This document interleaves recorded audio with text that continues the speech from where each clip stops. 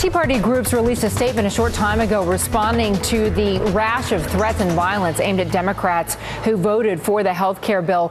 The Tea Party groups, they say, the movement is a peaceful movement, and we denounce all forms of violence. This includes racial attacks. We do not condone, accept, or encourage such behavior, and fully understand that while no evidence of such behavior has been offered, we believe it is important to condemn it nonetheless.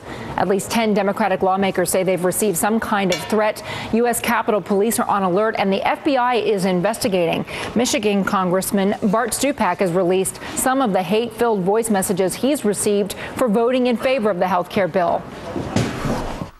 Congressman Stupak, you baby killing I hope you bleed out your got cancer and die. You There are millions of people across the country who wish you ill. And all of those thoughts projected on you will materialize into something that's not very good for you. Let's bring in Jim Miller. He's the executive director for the Brave New Foundation, calling for an end of what the group describes as hatred by the Tea Party. You have a group now, a Latina-focused Facebook page, calling for the Tea Party and for Republicans to ratchet down the rhetoric. We've heard from John Boehner today. We've heard from Eric Cantor today. Is that enough? We've heard from the Tea Party. Cuentame is the name of the Facebook group, and there's about 50,000 signatures. What we want is for these leaders to take responsibility for what they've done.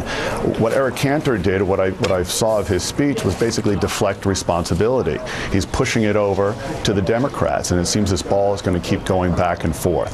From what I've heard, they're inciting practically a riot. They're saying things when they say you're a dead man, or taking Pelosi to the firing line. I don't think there's any room for misinterpretation. All right, there. so Jim, Eric Cantor came out and he said, look, I condemn the violence, but I also think it's reprehensible for my colleagues to take these threats of violence and use them as a political weapon.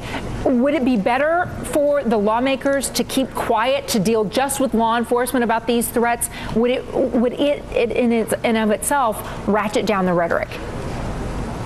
I don't know if that is the answer, but I think that we need to go to the source. And I think before there is an apology and before there is admittance that, yes, the actions that we had done as a party are incorrect, we really can't move forward. Irresponsible leaders beget irresponsible citizens. And I heard from people today who are furious that their opposition to the health care reform bill now they feel lumps them in with people who are throwing bricks through windows, making death threats to lawmakers, putting coffins on the front lawn of Democratic representatives.